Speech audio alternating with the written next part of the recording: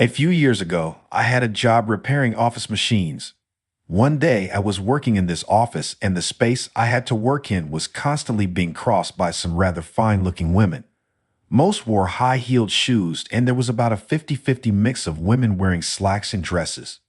Since this machine was a copier, I laid down a standard paper type disposable drop cloth so as to keep any of the toner off the floor. I had a housing I needed to repair sitting on the drop cloth, and I was kneeling down and working on it. As I was working on this unit, a tall middle-aged woman came by and walked across the end of my drop cloth with her spike-heeled shoes. Her heels left some really nice imprints on the drop cloth. I found that watching this was a real turn on, so I decided to reposition the drop cloth so that the women had to walk across it to go down this small corridor between the wall and this partition, which separated the copier from the first desk. The drop cloth was 6 by 3, so I had plenty of room to do my work on one end while having a perfect setup to enable me to watch the women step on it with their spike heels. Well, as you can imagine, I took my sweet time working on this puppy. Watching these women step on the drop cloth was amazing.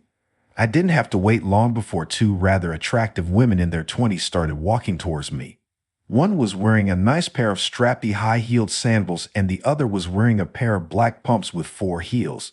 Both walked on the drop cloth without breaking their stride and left those nice little heel dents in the drop cloth. It was amazing to see how the drop cloth gave under the pressure of their thin heels. I worked and watched as a parade of women walked across the drop cloth, leaving their heel prints. After about 30 minutes, the drop cloth had a ton of heel prints on it. The one section where they seemed to step the most had a heel print on almost every square inch of its surface. Well, this was really turning me on and making me think. These women were paying absolutely no attention to me, what with being a lowly serviceman, so I thought that if they were having no problem stepping on this drop cloth, I wondered if they would even notice if they stepped on my hand if I slid it under the drop cloth. I positioned myself such that my left hand was on the ground as if to support myself, and under the cloth at the edge of the area where there were a lot of heel dents in the drop cloth. I waited. In a few minutes, the middle-aged woman who was the first to step on my drop cloth walked by, just missing my hand. As I figured, she had no idea my fingers were just inches away from where her heel left a dent in the drop cloth. I only had a few moments to ponder this when I noticed a young blonde walking my way. I waited. She stepped on the drop cloth close enough to touch my little finger with the toe of her shoe. A near miss. Man, was I getting into this. A few seconds later, the middle-aged woman started walking back my way. She was about 5'6", 120 lbs and wearing dress pants, a form-fitting top and high-heel sandals with 4 heels. This time, though, another woman was coming from the other direction. I thought for sure I'd get my hands stepped on this time. But to my surprise, they both stopped right next to me standing on the drop cloth and started talking about something to do with their business. They were oblivious to me. They both wore those sexy high-heeled sandals. They were standing on the drop cloth right in front of me. I could see the cloth strain under their heels. One even turned on her heel and made an amazing impression in the drop cloth. Well, I figured this was my opportunity. I slowly slid my fingers closer and closer to the middle-aged woman's heel. I was actually touching her heel through the drop cloth.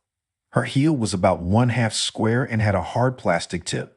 I kept my fingers such that some were to the left of the heel and some to the right, so that if she raised up and shifted slightly, I would not have to reposition my hand to get my fingers stepped on. I was in this position for what seemed like a long time. I figured I should make some attempt at looking like I was doing something constructive with this housing I was supposedly working on, so I took my eyes off the two ladies' feet.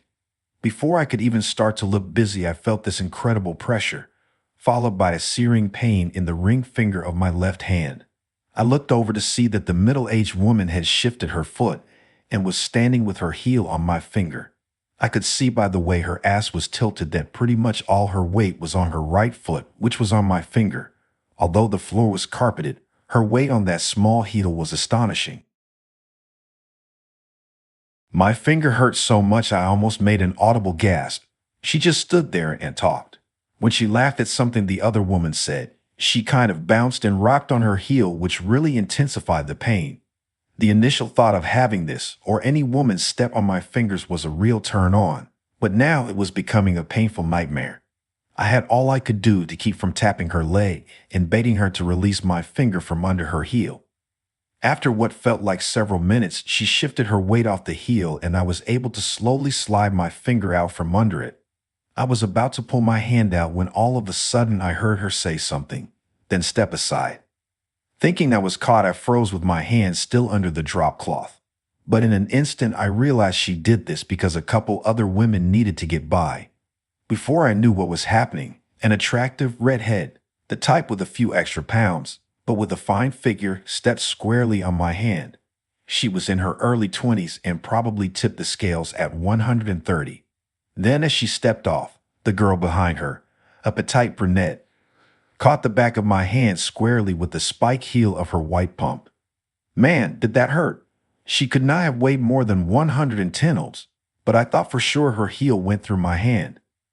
After those two passed, the middle-aged woman stepped back to where she was and right on my ring and little fingers with the ball of her foot.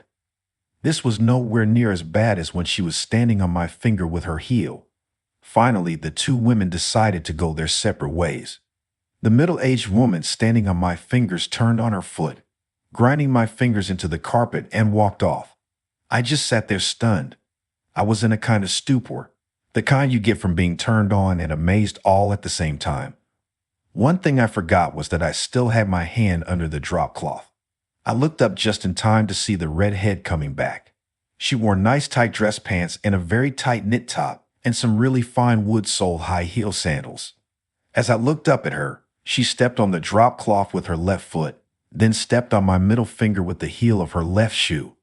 Her heel was the classic wood touch so popular in the late 70s and 80s and was thinner than the middle-aged lady's heel.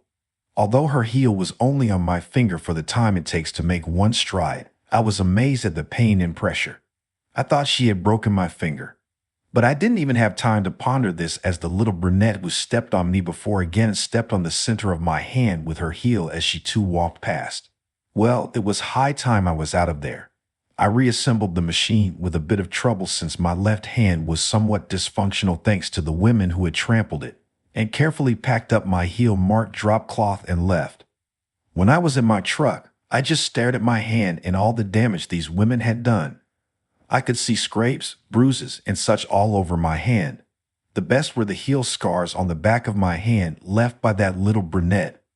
Her heels could not have been much more than 1/4 by 1/4. One thing I have noticed is that small women seem to love very thin spike heels. The thinner the better it seems. You would be surprised at how much pain a 100 pounds 5 girl can inflict with those ultra-thin spike heels.